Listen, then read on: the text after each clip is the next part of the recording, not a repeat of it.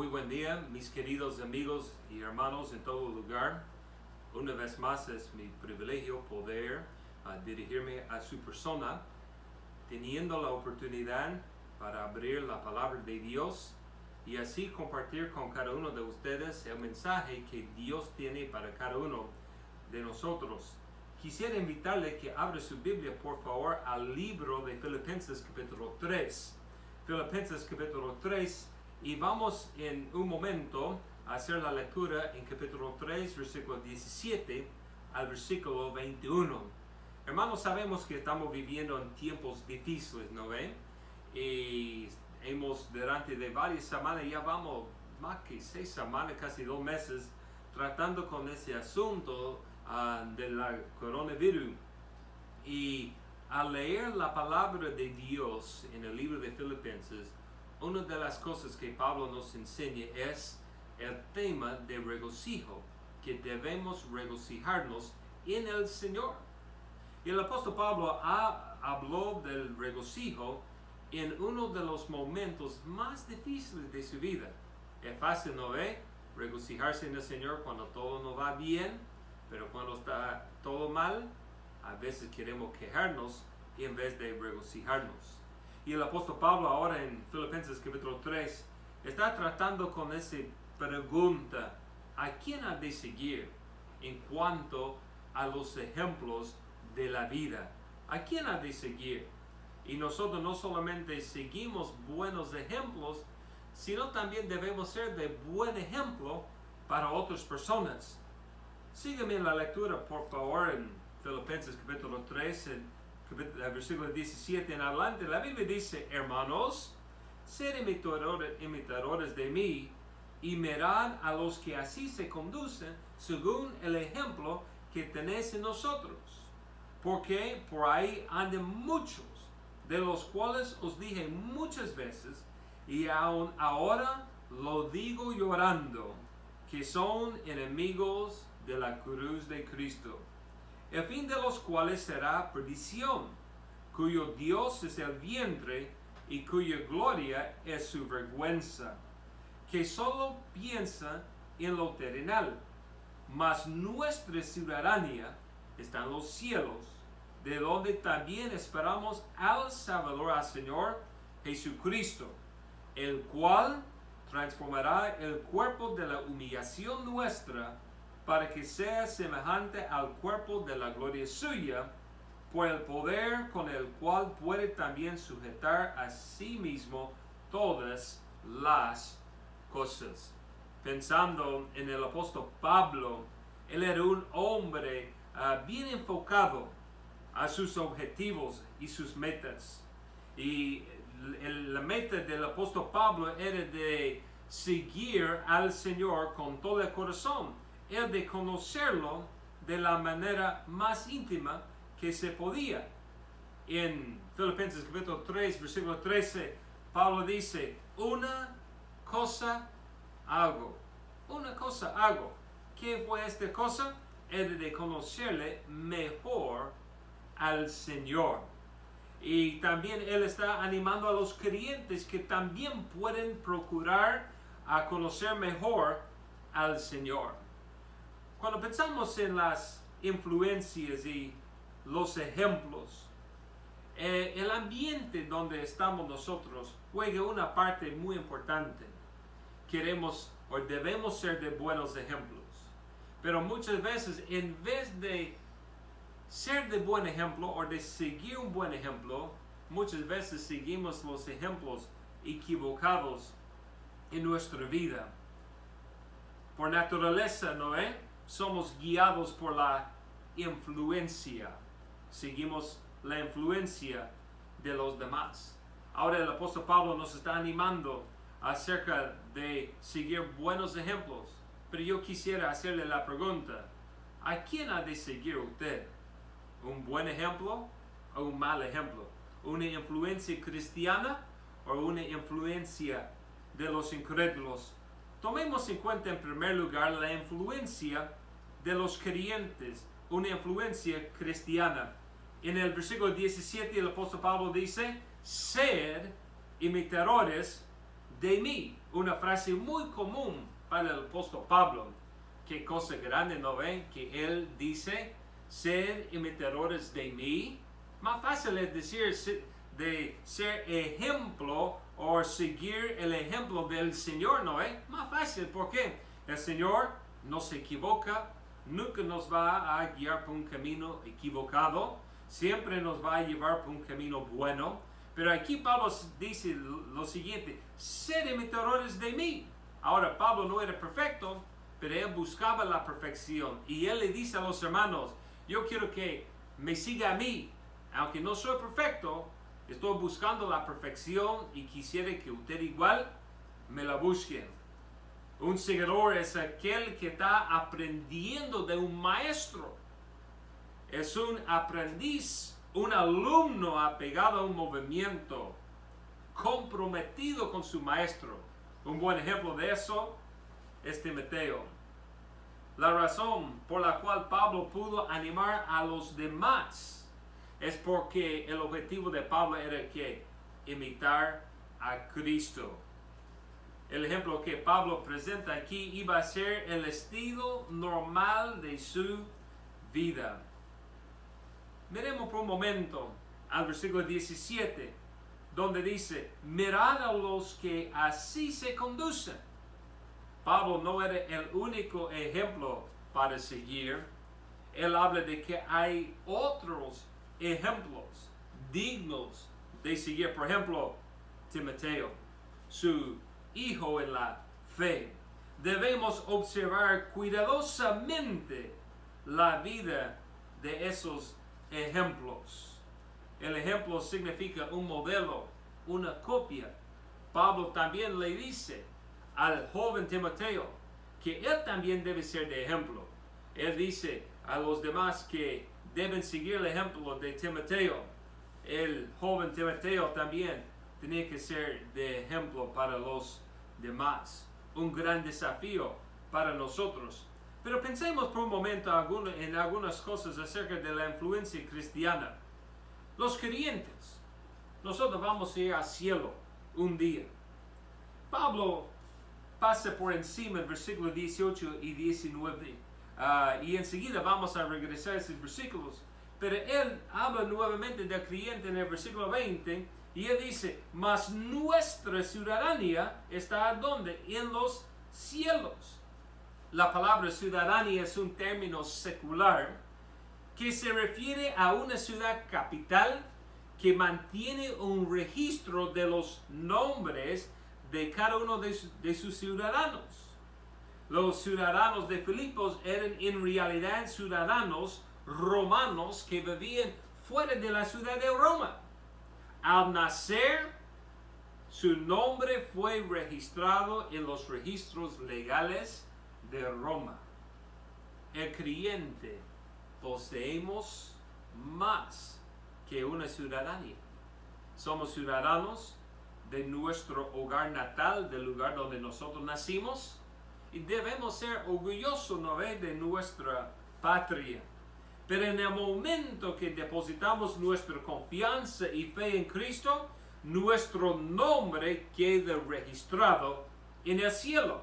Aquí dice, ¿no ve?, en el versículo 20, mas nuestra ciudadanía está ¿dónde? En los cielos. La morada de Dios. El lugar que está siendo preparado para los creyentes. Es el lugar donde nuestro nombre está registrado. El lugar de herencia para cada creyente. Pero no solamente que los creyentes un día vamos a ir al cielo, sino también que los creyentes esperamos la venida de Cristo. La Biblia dice también en el versículo 20, de donde también esperamos al Salvador, al Señor Jesucristo. Bien sabemos, ¿no ven?, que Cristo en cualquier momento, puede ser hoy, Él ha de regresar para llevarnos a su presencia. Cada día que vivimos, un día más cerca a la venida de Cristo. Pacientemente estamos esperando su regreso. Pero los creyentes también anticipamos un cuerpo nuevo. un cuerpo nuevo. La Biblia dice en versículo 21, el cual, hablando del Señor, transformará el cuerpo de la humillación nuestra. Él va a cambiar el cuerpo que nosotros tenemos. Nuestro cuerpo mortal está sujeto a la descomposición. Es decir, que este tabernáculo terrenal se está deshaciendo, según el apóstol Pablo. En 2 de Corintios, capítulo 5, versículo 1, estamos sujetos, ¿no es?, a las dificultades de salud. El cambio al que se refiere Pablo es un cambio exterior. Cuando recibimos a Cristo, Dios hizo el cambio interior. Ahora vamos a tener un cuerpo nuevo. La mortalidad se ha de vestir de la inmortalidad. Los muertos en Cristo están en el cielo esperando ese nuevo cuerpo. Ellos han de recibir ese cuerpo en el rapto. Y los que permanecemos todavía en el momento del rapto, nosotros hemos de ser, ¿qué cosa? Hemos de ser arrebatados. Y así recibiremos también un nuevo cuerpo. Entonces estamos esperando, anticipando un cuerpo nuevo. Entonces, pero ahora Pablo hace el cambio. Él ya habla acerca de la influencia de los no cristianos, los que no son hijos de Dios. Ahora, Pablo ya habló del ejemplo de los cristianos y habló por qué. Hemos visto, ¿no?, las razones, pero ahora la influencia de los no cristianos. ¿Sabe qué, hermano? Vamos a seguir a uno u otro. Le pregunto, ¿a quién ha de seguir? Vamos a regresar ahora al versículo 18. El apóstol Pablo comienza con una descripción de los inconversos. Y verso 18 dice, porque por ahí andan muchos. Él está hablando del estilo de vida. Entonces dice que no debemos seguir a los malvados. Hay muchos de ellos. Es fácil para seguirlos. Y aquí el apóstol Pablo dice, de los cuales os dije, ¿qué dice la Biblia? Muchas veces. Gran parte del ministerio de Pablo fue de advertencia. De advertencia. Él advirtió a las iglesias sobre los peligros de la falsa doctrina y también del comportamiento pecaminoso. Interesante, ¿no ve? Que la falsa doctrina y el comportamiento pecaminoso, los dos van juntos, mano a mano. Dos lados de la misma moneda. Ahora, la descripción de la influencia de los no creyentes. ¿Y por qué queremos, como hijos de Dios, seguir esta clase de influencia? Ahora, los incrédulos son, ¿qué cosa? Enemigos de la cruz de Cristo. La Biblia dice en versículo 18 al final que son enemigos de la cruz de Cristo. Esos enemigos menospreciaban la obra redentora de Cristo en la cruz. Usted bien sabe, ¿no ve?, que un enemigo puede ser bien pasivo en su odio, pero por otra parte ser extremadamente, abiertamente odioso. El lenguaje que Pablo utiliza aquí indica que esos falsos maestros no se opusieron abiertamente a la obra de Cristo. Muchos de los judíos estaban agregando las obras de la ley a la obra de Cristo. Hermanos, bien sabemos, la salvación es únicamente en Cristo, por gracia, mediante la fe. Entonces las obras no forman parte de la obra redentora de Cristo. La salvación está disponible para aquellas personas que dependen totalmente, no parcialmente, totalmente de la obra completada, cumplida de Cristo. Ahora, cuando pensamos en esos enemigos, ¿a quién se refería Pablo? Puede ser los judíos, que estaban confiando en las obras de la ley. Entonces, cuando una persona quiere poner las obras por encima de la gracia, esta persona es un enemigo de la cruz de Cristo. puede ser una referencia también a los gentiles que comenzaron a seguir las enseñanzas del gnosticismo, que negaba toda clase de leyes morales. Esos serían aquellas personas que cuyo objetivo más alto era satisfacer los deseos sensuales. Un enemigo de la cruz de Cristo puede ser uno que se opone a Dios, no solo en doctrina, sino también en su conducta. Pero los incrédulos se enfrentan a la destrucción eterna. Ellos tienen en espera la condenación, la destrucción eterna. La palabra fin es un término escatológico. Es una referencia al destino final del inconverso. Le pregunto, ¿a dónde ha de ir el incrédulo? Tristemente, ha de ir al infierno. Pero al final de la época, ha de ser lanzado al lago de fuego. El incrédulo solamente busca satisfacer sus propios deseos. La Biblia también dice cuyo Dios es el vientre. Cuyo Dios es el vientre. Los deseos de los judíos habrían sido sus esfuerzos religiosos. Y para el gentil, su Dios era su apetito sensual. Querido amigo, la religión falsa y el comportamiento impío son igualmente condenatorios. Por las dos cosas, una persona queda condenada. Pero el ejemplo de los no cristianos, también vemos los incrédulos son idólatras. Ahora, un idólatra no tiene que siempre tener una imagen en su casa, o un crucifijo en su cuello, o en su muñeca.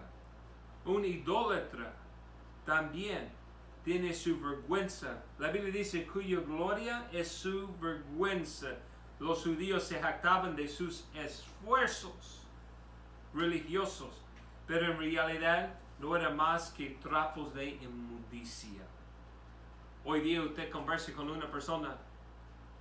¿Qué necesita una persona para ir al cielo? ¿Qué debe hacer una persona para ser salvo? Le ha de decir un montón de cosas. Leer la Biblia, dar su ofrenda, especialmente en ese tiempo, ayudar a los necesitados. Pero mi querido amigo, si estas cosas fuesen suficientes para obtener la salvación, Cristo entonces murió en vano. Y los gentiles, ellos están buscando justificar su conducta. Quisiera que se fije en la palabra vergüenza. La palabra vergüenza. La palabra vergüenza era un término atribuido a un ídolo. Entonces podemos concluir que la gloria de los judíos fue su ídolo. Y para concluir, los incrédulos son mundanos, solo piensan en lo terrenal. Los judíos estaban obsesionados con las ceremonias religiosas y los gentiles estaban obsesionados con el mundo. Ahora, lo que vemos en cuanto a la palabra de Dios, la Biblia dice que no debemos amar al mundo. Contraria a la mente terrenal es la mente espiritual. La mente espiritual. Mi querido amigo, para finalizar el mensaje, quisiera preguntarle, ¿a quién ha de seguir? ¿Qué clase de ejemplo va a seguir? Vivimos, ¿no ve? Siguiendo ejemplos. Fácil es seguir un ejemplo equivocado, pero en realidad debemos seguir a los ejemplos que nos van a edificar en esta vida. Y no solamente le pregunto a quién hemos de seguir, pero también qué clase de ejemplo somos nosotros para que otros nos sigan a nosotros. Que Dios le bendiga.